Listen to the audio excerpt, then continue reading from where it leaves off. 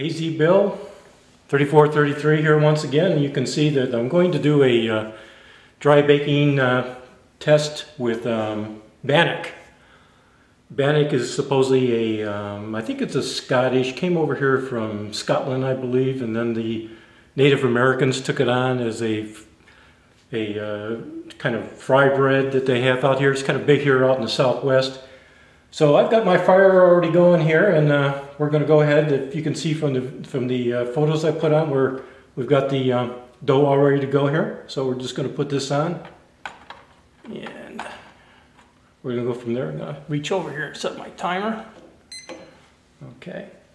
Now, the one thing with this as compared to something like those Betty Crocker just add water mixes that we've done in the past, almost everybody's done in the past, is that this is not a batter. It's actually a dough.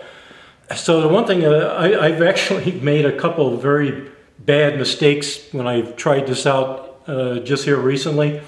And I've found out that really what you have to do is you really have to be careful about metering in the water.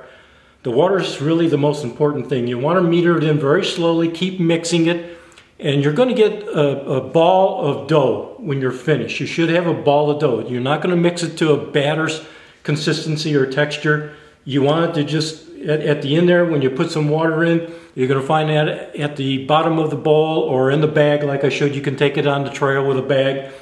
You can either knead it or stir it, whichever way you feel comfortable with. But what you're going to look for is a ball of dough. And that's what you really want. If you get to a consistency of, try to get it to a batter, it's going to be like glue. It's going to turn out to be just like paste. And it'll stick to everything. So that's what I've kind of learned here just in the last couple of days playing around with this. This is really one of my, I actually, out of the 3 or 4 I've tried, I've really had only one success. So I'm going to be really interested to see if maybe this works out well here. Anyway, I'm using the Trangia carbon felt adapter that I have here, and I'm using a one of the pot stands, the wire mesh pot stands. And the reason why is, and let me see if I can put this up here.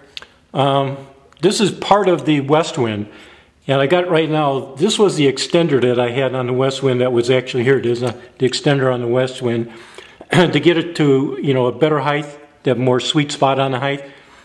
I think it was my, not the last video before with dry baking. As soon as I was done with that video, this piece fell off. It was epoxied. This piece fell off. So what I've done, I know Digitizer 101 and also Trailhound have been using the aluminum weld rods. And I've got some here right now, but I'm waiting for a torch to come in. So what I'm going to do is on the back side here, I'm going to run a bead on the back side, and actually it's on this side right here, a bead right along this back side here, and put that as a weld instead of epoxy back on again. Now, to that end, I've never welded with that stuff, and you guys have all the experience now of welding with that. If there's any kind of pitfalls that I should know about, I'd really appreciate any kind of comments on that. That's really not been my forte. So really, if there's something that you might see that might help me out, I'd really appreciate it. So we got to adjust the heat here a little bit. So I'd really appreciate that. So what I'm going to do is I'm going to run this out. I know it takes about 25 minutes for this to cook. So I'm going to run this out for about 25 minutes, and I'll be back just before I take this down, and we'll be back then and see how it looks. Okay, we're back. We're at the 25-minute mark. And I think, let's see if you can see how this top one looks. And there's a nice crust up on top here. I don't know if we have my big old hand out of the way there. See, you can see, or I can see, that we have a nice crust on there. So what I'm going to do is I'm going to turn off the fuel completely. And let this run out. It usually takes about 3 minutes for this to run out of fuel. And what I'll do is I'll let this run out, and I'll take it in the house and let it sit for about 10 minutes or so to cool down, and then we'll take it out and take a look what they look like. The one thing I want to say before I turn this off, what I did do a little bit differently here is I put more of the dough in the bottom cup, the jumbo cup, the silicone jumbo cup, a little bit more in the dough down there, and a little bit less on top, because the bottom one certainly is going to cook, you know, or bake much faster than the one on top. So I found that out the other day when I was doing these, that I put just a little bit more of the dough down in the bottom than in the top. So that's for Digitizer 101 who has a similar setup to this also. So be back and we'll take a look. Okay, we're back. We're ready to take a look and see what these muffins or Bannock muffins kind of look like. This is the one that's on top. Take the top rack out, the two sides supports, and then we have the bottom one. Again, this bottom one, I put a little bit more dough in this than I did in the top, although they do look somewhat equal. Let's take a look at the top one first, in case, you know, this one's the one that you really have to worry about more than anything about being done. And take a look, and we'll see on the bottom here. It looks nice, looks good. Yeah, we'll break that one open in a second. But let's take a look at this bottom one.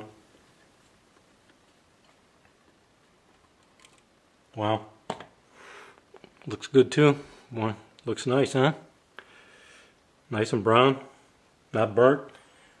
These silicone jumbo muffin cups are really, really good. They really do a good job. So let's take a look inside this one here. Break this one apart. Yeah, all done. You can see she's all, see if I get that in the camera right about there. Hopefully you can see that. It's all done. Maybe didn't get as many raisins in this one. Oh, there's a few there. There's a few. Don't want to break it apart too much. Probably have that for breakfast tomorrow. So, anyway, that's my first experiment with Bannock. And the one thing I would say, if you handle any of this by hand when you're putting them in the muffins cups, it helps to moisten your hands a little bit. It doesn't adhere to your hands as easily if you moisten your hand just slightly when you're touching it. So anyway, again, if anybody has some suggestions on that aluminum weld rod that might help me out, I haven't gotten the torch yet, but I'm expecting it today, and I'd probably like to work on that, and also do I have some stoves coming up which I want to use that on. So if anybody has any suggestions for me, I'd really appreciate.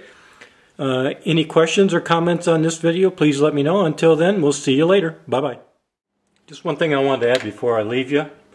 I want you to look and see how absolutely clean these came out. Now, I haven't touched them, but there's absolutely nothing in there. So really all you would have to do, either if you're camping or backpacking with one of these, is just lightly wipe it out. There's no crumbs on the inside here whatsoever. So I mean, I haven't touched them since I took those out. I probably should have shown them when I did take them out, but that's how they came out.